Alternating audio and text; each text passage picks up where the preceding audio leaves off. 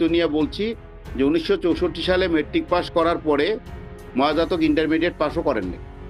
তো যেহেতু উনি ইন্টারমিডিয়েট পাস করেন নাই, স্বাভাবিকভাবে উনি কোনো অবস্থাতেই কোনো বিশ্ববিদ্যালয়ে পড়েন নাই। কিন্তু কোয়ান্টামের ভিতরে একটা মিথ তৈরি আছে। মহাজাতককে তো আমরা একটা মানে নবীর পর্যায়ে নিয়ে গেছি, আল্লাহ ক্ষমা করুক।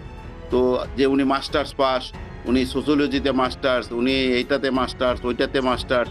তো এগুলো আসলে অন্যরা যেভাবে বলছে আমি শুনছি, কিন্তু আমি কিন্তু কখনো বলি নাই, যেহেতু আমি বিষয়টা সুনির্দিষ্ট জানি না। আমি কাউকেই বলি নাই যে উনি মাস্টার্স পাস। আমি জানতাম যে উনি মানে প্রচুর লেখাপড়া করেন, কারণ ওই আপনার বিভিন্ন ম্যাগাজিন পত্রিকা বিদেশ থেকে আসতো, এগুলো উনি আমি রিসিভ করতাম ঢাকায় যখন ছিলাম। উনি প্রচুর লেখাপড়া করেন, কিন্তু উনি মাস্টার্স পাস বা ডিগ্রি পাস এই ধরনের কোনো কিছু উনিও দাবি করেন নাই সরাসরি। উনি উপস্থাপন করেছেন যে আমরা বিশ্ববিদ্যালয়ে পড়তাম, কিন্তু আমাদেরকে এই কথাটা বলা হতো। এখানে আমার একটা কথা আছে, যেমন